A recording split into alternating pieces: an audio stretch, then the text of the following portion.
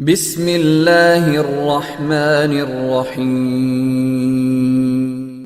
السلام علیکم ناظرین، حکیم خرم شہزاد ملی آپ سے مخاطب ہوں۔ ناظرین، آج ہم سرخ مرچ کے بارے میں بات کرنے جا رہے ہیں، جس کو ریڈ چلی بھی کہتے ہیں اور فلفل احمر بھی کہتے ہیں۔ آپ نے تقریباً سبھی بیماریوں میں یہ احتیاط لازمی پڑی ہوگی کہ سرخ مرچ کا استعمال بند کر دیں۔ مرچ جس چیز میں پکانے میں استعمال ہوئی ہے آپ نے اس کو کھانا نہیں ہے۔ عموماً سبھی بیماریوں میں اسے بند کر دیا جاتا ہے، تیز مرچ سے، تیز مسالہ جات سے۔ لیکن آج ہم یہاں آپ کو اس سے منع نہیں کریں گے، ہم اس کے فوائد بیان کریں گے، آپ کو اس کے کھانے کی ترغیب دیں گے۔ لیکن وہ کہتے ہیں کہ access of every thing is bad. جب آپ کسی چیز کو اس کے ایک مقررہ حد سے زیادہ استعمال کریں گے، حد سے تجاوز کریں گے، میانہ روی کو چھوڑیں گے، تو پھر وہ آپ کے لیے نقصان دہ ہوگی یقیناً۔ اور اس کے لیے آپ دودھ، دہی، دیسی گھی، جن کو یوں سمجھ لیں کہ زندگی بخشنے والی چیزوں میں شمار کیا گیا ہے، ان کو بھی آپ زیادہ استعمال کریں گے، اس کا بھی ایکسیس کریں گے، تو یہ بھی آپ کے لیے بیڈ ثابت ہوں گی، بری ثابت ہوں گی، آپ کے جسم کے لیے نقصان دہ ثابت ہوں گی۔ مرچ کے حوالے سے بھی اسی طرح ہے۔ اگر مرچ کی بات کریں تو مرچ مقوی معدہ ہے، معدے کو طاقت دیتی ہے، بھوک کو بڑھاتی ہے، جراثیموں کو مارتی ہے، ملین شکم ہے، پیٹ کو نرم کرتی ہے، انتڑیوں میں خراش پیدا کرتی ہے۔ جب آپ اسے زیادہ استعمال کرتے ہیں تو انتڑیوں میں خراش پیدا کرتی ہے، جس کی وجہ سے آپ کو پیچس لاحق ہو سکتے ہیں، مروڑ لگ سکتے ہیں، اس طرح کے بیماریاں ہو سکتی ہیں، اور بہت دیر تک اس کا زیادہ استعمال کرنے سے بواسیر بھی ہو سکتی ہے۔ لیکن یہاں پہ ہم اس کی حد مقدار کے لحاظ سے استعمال کرنے کے حوالے سے بات کر رہے ہیں کہ یہ معدے کو طاقت دے گی، آپ کی مردانہ طاقت کو بڑھائے گی، جو اس کا بہت زبردست فائدہ ہے کہ یہ مقوی با ہے، مردانہ طاقت کو بڑھاتی ہے۔ تو اگر اس کی پہچان کی بات کی جائے تو اس کا جو پودا ہے وہ تقریباً مکو سے ملتا جلتا ہے، جس کو پنجابی زبان میں پیلک کہتے ہیں، کچھ جگہ پہ اسے کاما کوٹھی بھی کہتے ہیں۔ اس سے ملتا جلتا پودا ہے، لیکن پتے ذرا مختلف ہوتے ہیں۔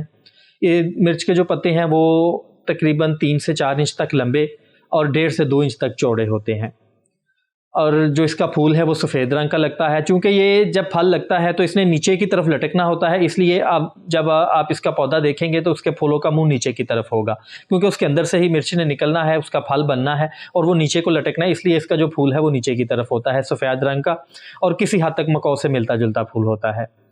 جب یہ پھل کچی حالت میں ہوتا ہے تو سبز ہوتا ہے، اس کو سلاد کے طور پہ استعمال کیا جاتا ہے، اچار اس کا ڈالا جاتا ہے۔ لیکن جب یہ پک جاتا ہے تو اس کی رنگت سرخ ہو جاتی ہے اور اس کو مسالہ جات میں استعمال کیا جاتا ہے، پھر یہ مسالہ جات میں شمار ہوتا ہے۔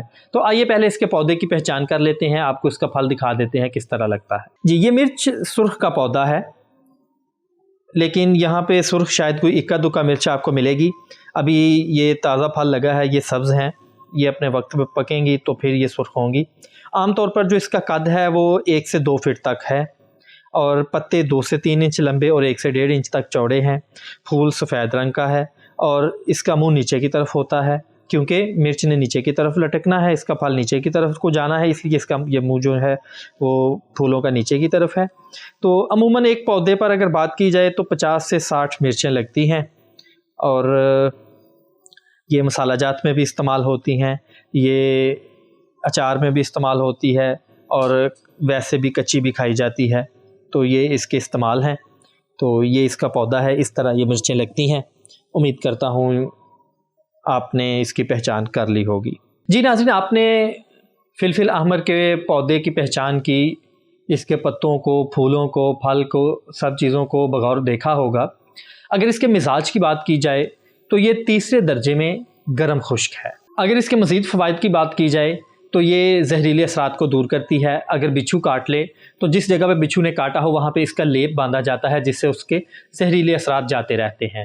اگر کسی کو سانپ کاٹ لے تو اس کے لیے اس کو کھانے کے لیے مرچ سالم دی جاتی ہے، اور وہ اس کو چباتا ہے۔ اگر اس کو یہ تیز نہ لگے، اس کی جلن محسوس نہ ہو تو اس میں زہر پایا جاتا ہے، اس کا علاج کیا جاتا ہے، تدبیر کی جاتی ہے، اور پھر جب یہ منہ کو لگنا شروع ہو جاتی ہے تو پھر یہ گمان کیا جاتا ہے کہ اب زہر کے اثرات جو ہیں وہ ختم ہو چکے ہیں، اب زہر کا اثر زائل ہو چکا ہے۔ اس کے علاوہ ہیضے میں یہ بہت کارگر ہے۔ ہیضے کے لیے اس کا میں نسخہ آپ کے ساتھ شیئر کرتا ہوں کہ آپ نے سرخ مرچ لینی ہے، جو پھل پک چکا ہو، جس کا رنگ ریڈ ہو چکا ہو، وہ لے کے ان کے بیج نکال دینے ہیں۔ بیج نکال کے جو اوپر کا چھلکا بچے گا اس کو آپ نے گرائنڈ کر لینا ہے، بالکل باریک پیس لینا ہے۔ تو جس مقدار میں چاہیں آپ لے لیں، کیونکہ اس کے ساتھ کوئی دوسرا جز نہیں ہے، آپ نے اسی کی گولیاں بنانی ہے، اور گولیاں بنانی ہے شہد کی مدد سے۔ تو آپ مرچ کا جو پاؤڈر ہے اس کی 2 رتی کی گولیاں شہد کی مدد سے بنا لیں، سائے میں خشک کر لیں، بہترین ہیضے کی دوائی تیار ہے۔ ایسے مریض جن کو ڈائریا کی وجہ سے اس حد تک کمزوری ہو جائے کہ ان کی نبض آپ کو فیل ہی نہ ہو، بالکل ڈوب رہی ہو، سانس مشکل سے آ رہا ہو اور مریض نیم بے ہوشی کی حالت میں ہو، تو آپ اس کو یہ 2 گولیاں ہمراہ پانی دے دیں، اور دوسری سے تیسری خوراک میں جا کے مریض آپ کو بہتر محسوس ہوگا اور ہیضہ ریکور ہونا شروع ہو جائے گا، ڈائریا سے اس کی ریکوری شروع ہو جائے گی۔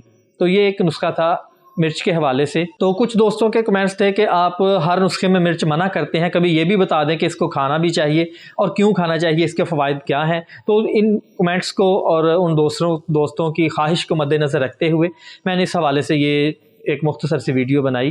ویسے عموماً یہ سبھی بیماریوں میں مرچ کو بند ہی کیا جاتا ہے، اور جیسا کہ میں نے پہلے کہا access of every thing is bad, جب آپ کسی چیز کو بھی حد سے زیادہ استعمال کریں گے تو پھر وہ نقصان دہ ہی ثابت ہوگی۔ کیونکہ یہ اگر آپ نے ہماری وہ ویڈیو دیکھی ہوگی جس میں ہم نے ادویات کی درجہ بندی کے حوالے سے بات کی تھی، تو 3 درجے کی ادویات ایسی ہی ہیں، ان کو جب آپ مقدار سے زیادہ کریں گے تو یہ آپ کے لیے اچھی خاصی نقصان دہ ثابت ہوتی ہیں۔ تو اگر نہیں دیکھی آپ وہ دیکھ لیں، اس میں مکمل یہ میں نے تفصیل بیان کی ہے۔ تو انشاءاللہ ملاقات ہوگی نیکسٹ ویڈیو میں، تب تک اجازت دیجیے، اللہ حافظ۔ وما علينا إلا البلاغ المبين۔